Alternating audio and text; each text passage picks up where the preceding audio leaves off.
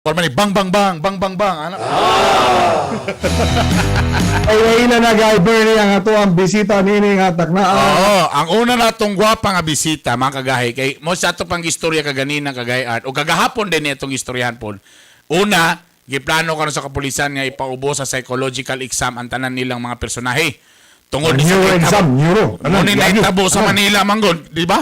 Nga kalit lang ang kuan adto sa O niya nakaparat Musil. ba? Kaya ano, may mga tulibagbag nga mga pulis. Ipila na sila, wala ka, usan, kakakong tudlog kumagko, sobra kayo na. Nya, madamay din itong mga buutan nga mga pulis, nga lagi. mga ligdong sa ilang pagpanerbisyo.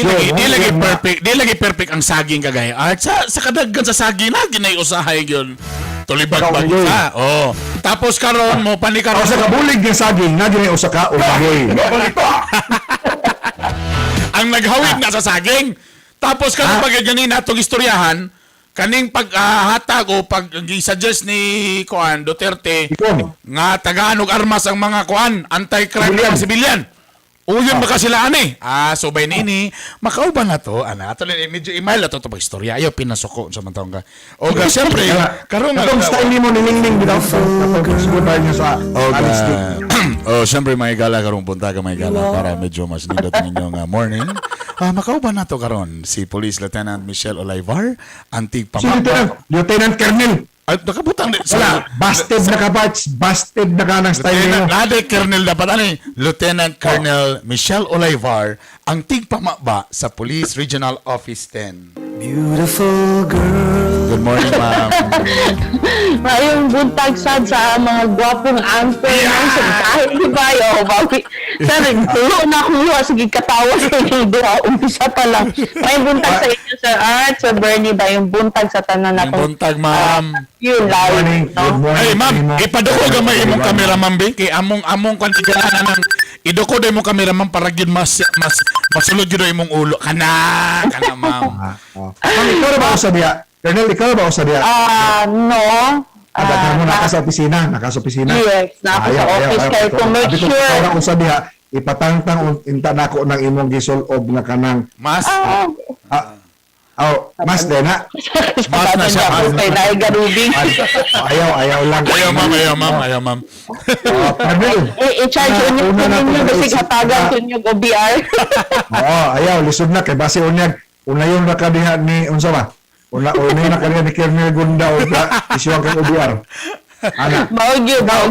Unang hinisgutanan nato dire Colonel Oliver Bam kini ni ang nahitabo dito sa kauluhan nga doon mga tampalasan nga sakop sa kapulisan nga nadamay na ang imahe sa tibok nga pwersa. Basi No? basi nag-away to sa asawa, bay. Ha? Basi nag-away to sa asawa. Napahimong ka lang mga kauban. Wato gipadulog ba nag-inom? wag gipadulog, ana. Ito presento dito na din nagwaras. Mo na ang lesson ani kamo mga asawa palihog lang kung mananday naging bana palihog lang dawa pa Please lang. may madami ana nga istorya. Ma'am, kanini ang ipaagi. Actually, Sir Art, no, Sir Bernie, yes, sir. Wala pa gid actually result po or wala pa yung result sa investigation no kay until yesterday gimanduan actually the last weekend no gimanduan ni Chief PNP no ang MPD director na sutahon yun no kung ngano no nahitabo tong pagpamusil na lang no sa istasyon. So ang initial lang ato is nakainom siya misulod sa istasyon but kung ano niya tong gibuhat wala pa gid tay reason no kaya Tama gitong duda, Colonel. Ay, lahi ni si Bernie investigador. Lahi. Wato ang duda ni Bernie. Wato gito tangabad sa iyang misis. But anyways.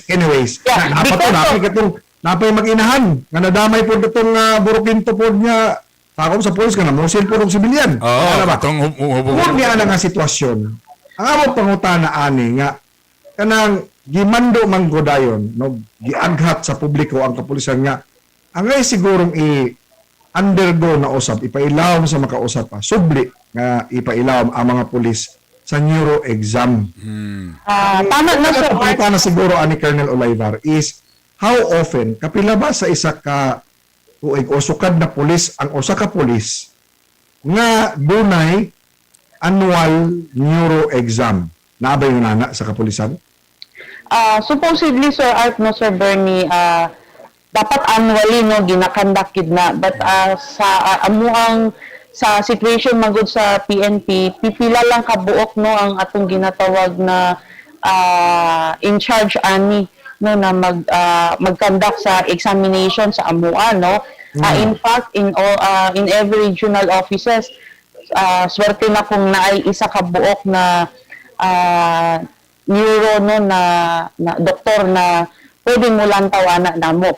So however we conduct that one, every promotion na ami, that is every 3 years, and then every schooling or training ga-conduct ni ana. So in a year, kahit papano, no, especially itong police na always ga-undergo og training or seminar, naa siya ana. As much as more or less every year maka-undergo siya na examination.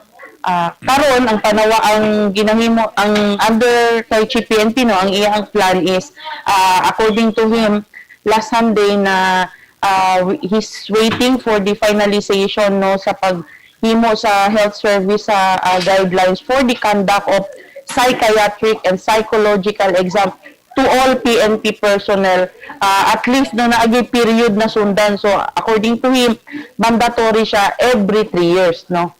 Dili lang kay because mag-undergo mi ana because of the training or the promotion, but according to him dapat part na gyud siya sa amo kay dili di gyud tanan pod, no, mag-apply for promotion, mag-apply for schooling, especially ng atong mga naa sa istasyon. So this time gusto niya na parte na gyud siya every 3 years makadakan og psychological psychiatric examination ang tanang PNP personnel. But before while waiting sa guidelines ani, no, Sir Archer Bernie, na nagigawas ang krami na ginatawag namo na PNP mental health red flags, no? Because of that incident lagi, no, na bigla na lang, no, nag-amok siya sa Manila District Headquarters, no. In fact, namatay ato isa, and siya po namatay po siya and naay wounded. So naiginalantaw na factors wherein ang unit commander or before the unit commander, ang among station health unit,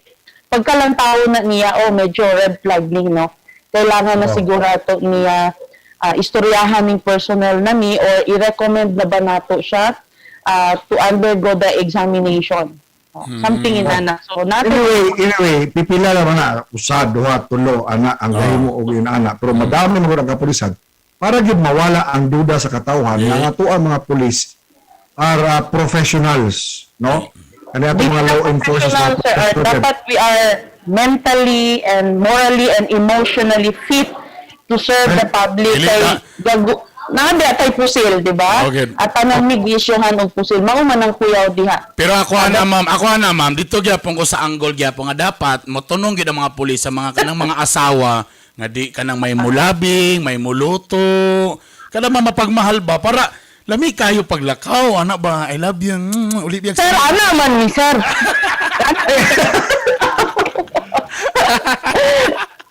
Ana biya ni ha? Bay, padungog na may muhagan kayo na ulay barboy. Padungog na may muhagan. Yung ana biya daw sila. Sulayi lang. Sir, sulayi lang. Dili ka sa ako mo dulog. Sulayi lang. Delikado yan eh. Kaya say, normal ba ano? Kay, usaw ni mo ba paglikay sa imong personal o kuhan? Po tama, no? Basig na nag-away, wala gipatanday sa asawa. Or sa bana. Sus, pag uli dito, gyan na pagyan, pre, kumusta pre? Way pulos pre? O say, way pulos, ha?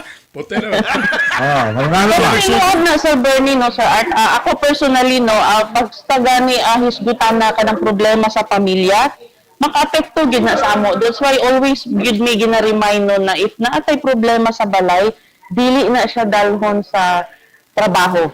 But ako ma-observe gid na ako, no, nami problema sa work, kaya lang na, pero gani kung musulod na ang problema sa panibalay, no, na mga issue sa balay, medyo diha maglisod og pop up ang isa ka pulis. Maunang atong tutukan karon, naana may gi-mention diri na mental red flags, no, naana may pagbantayan. Although not necessarily pag makita na mo inada automatically among paglantaw siya medyo dili siya stable. Dili naman inana. Pero okay ra man ang kuan ma'am, police ma'am nga mahubog kanang dili mo buhi og microphone sa video, okay kana okay ra na siya ma'am nga yan nga klase.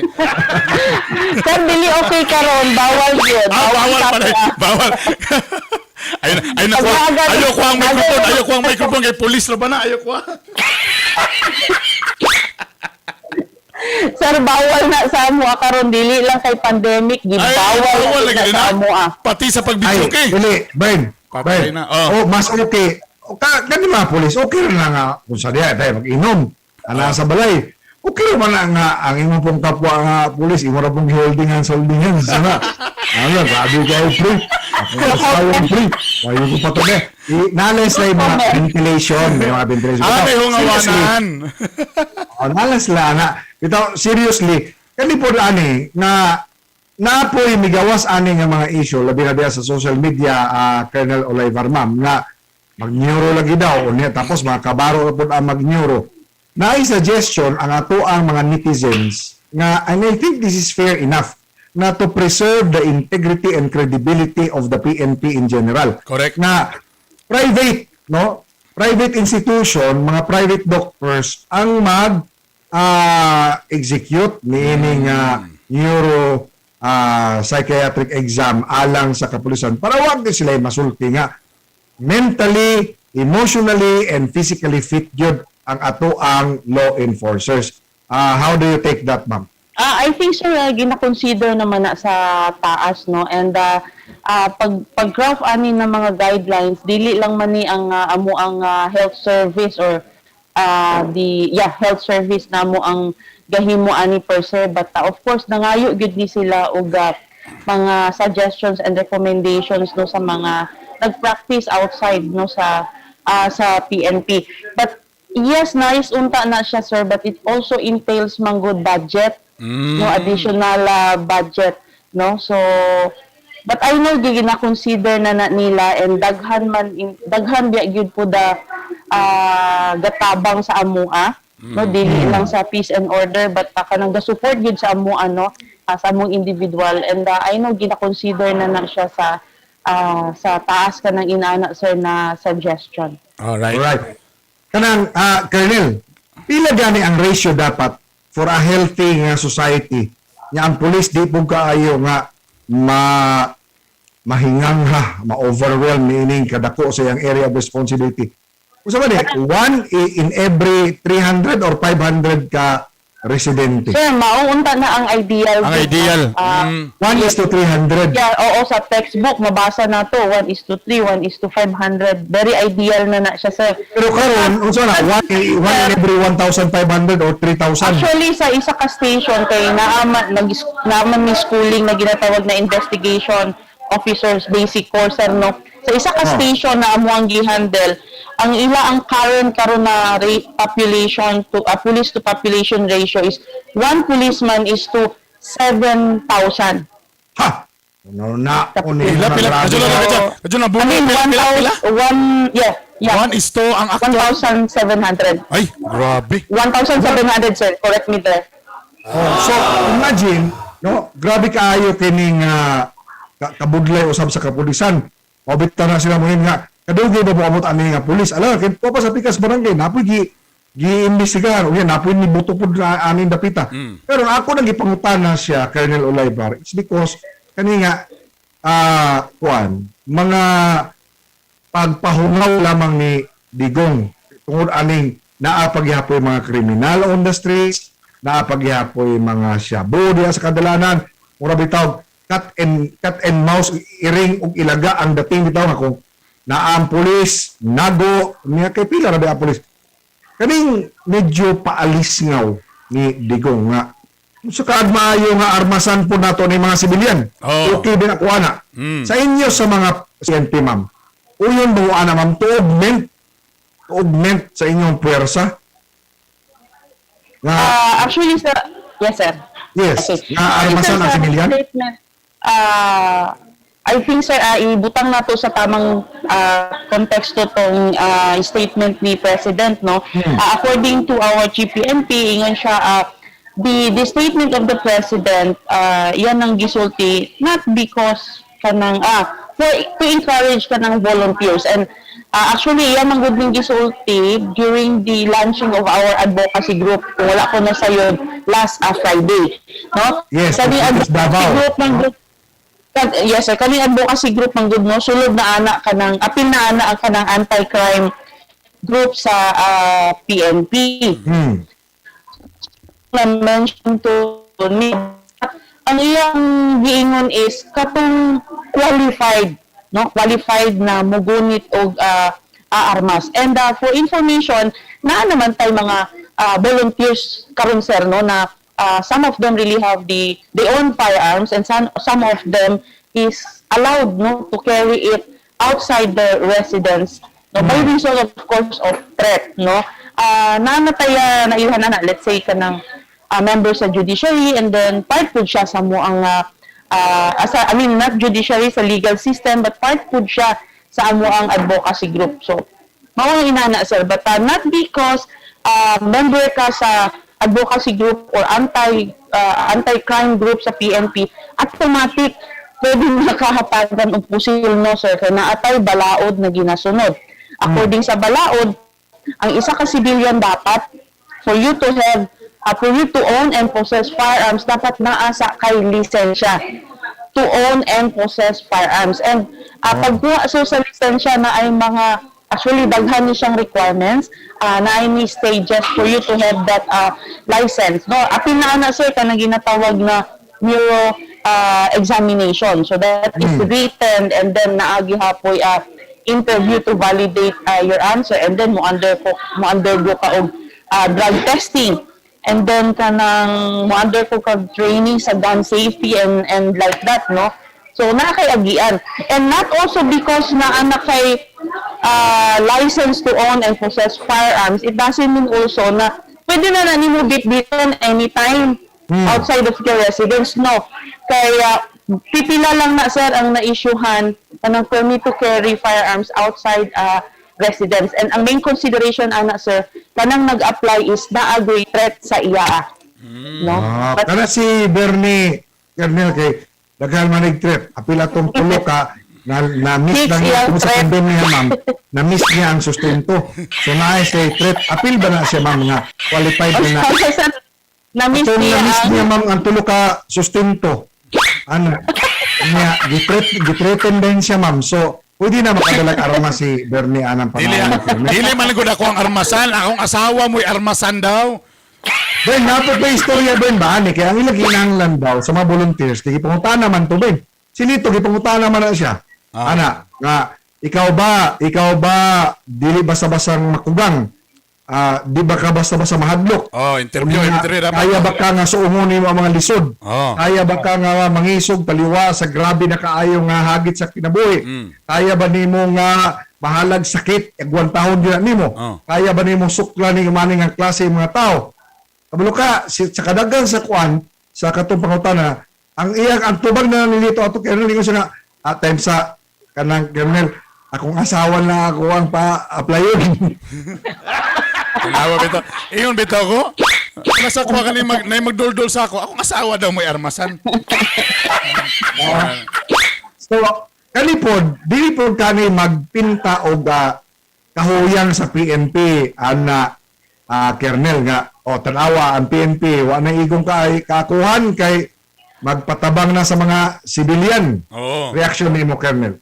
actually dili ana sir, no, karon actually ga-encourage yun ni og daghang volunteers kay kami gi-acknowledge pud namo na dili gid namo kaya sulbaron ang problema, no, sa isa ka community.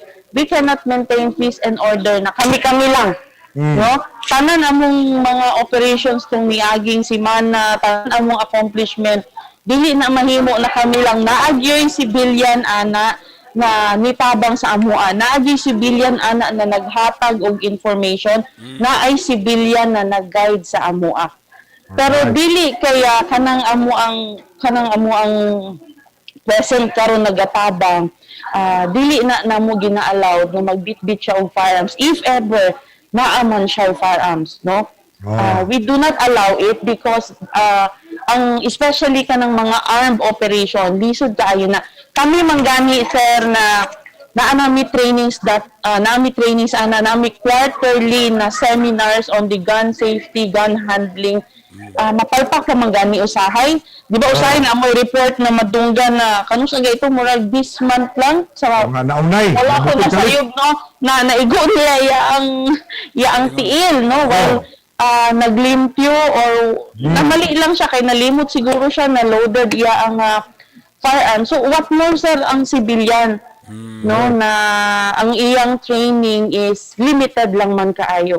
So we do not allow civilian volunteers or kanang karon ato ang BPAT namo ginatawag kanang ginaapil namo, sir, sa amo ang mga minor na peace and order na operation isang atong barangay. So ang bit-bit ani sa bipat katulang yung mga uway lang yun, uway. Batuta, Nakita, siguro sir, nakita naman na ninyo, no, especially now na nag-implementa sa quarantine protocols, naagani kuyog na civilian usahay na sila bit-bit yun tinuod og uway. Yes, there are BPATs. There are Oy, volunteers. ang working as mga asawa karon nag-order na og sniper. Para layo na daw ang asawa gaano na. Kinsa kaning sakay sa sakyanan na kinsa niya na ulat-ulaton ba. Mo daw kasi Pero Colonel Olaybar, in general, wa man tay problema sa kapulisan labi diri sa habagatang bahin sa nasod, no? Sa Mindanao. So far, wa man tay madunggan nga mga burukinto, mga pulis. Katulad man kasagaran nga dito sa kauluhan kasagaran yun, no? magpasalamat ta ana, sir, no, na ang ato ang mga pulis diri sa Mindanao, labi diri sa Region 10, no, masunurin gyud, no. Masunurin gyud sila, no. Tapos ginapatay ang mga pangit. Ginapatay ang mga pangit sa ato diri. Ang tanaw spokesperson pala nato diri sus Ginoo ko. Beautiful girl. Actually, Mo na diha. Dagan kayo actually, sir, ano, ang program ang good ni Chief PNP. Yes, ma'am. Okay, sige, sir. Daghang salamat, Sir Bernie. Daghang salamat, Sir Art. Yes, sir, ako lang baliko, no. Kita man gud diri sa Region 10, no, gipatuman gyud nato strictly, no, kung very strict gyud, no, ang policy ni Chief PNP, and one of this is the policy in cleanliness in ranks. Every day, no, ginatabangan ta sa atong internal affairs service, gina-check kanang mga even minor infraction, da tamang bihis, kanang discipline nato, everything, no, tuda ka ng dili magmalbas, apil na ginahatagan automatically og DR. Kay according to our Chief PNP, tanan man magsugod-gud sa ginagmay. So dapat at the start pa lang i-check na nato na. Alright. Alright. Ma'am, salamat kayo, ma'am, para sa sunod. Thank you very much. Dagan kayo Thank you, guys. salamat kay Colonel Olaybar, ang spokesperson sa PNP Regional Office 10. Thank you Mabuhay very ang much. ato ang kapulisan. Sila ang mga gahi. Art Bonhoc Jr.,